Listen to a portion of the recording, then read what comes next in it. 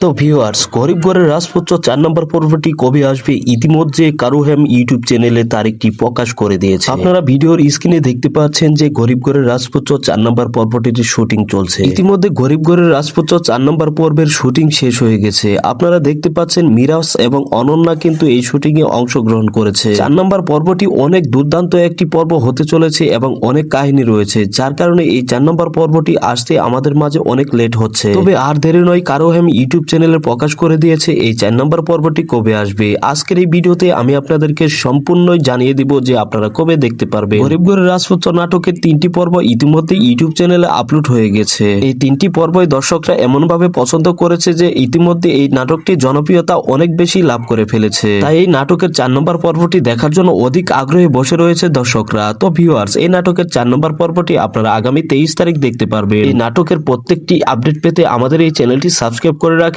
আর এই নাটকের ফুল এপিসোডটি দেখতে কারুহেম ইউটিউব চ্যানেলটি আপনারা সাবস্ক্রাইব করে রাখবেন। ধন্যবাদ সবাইকে।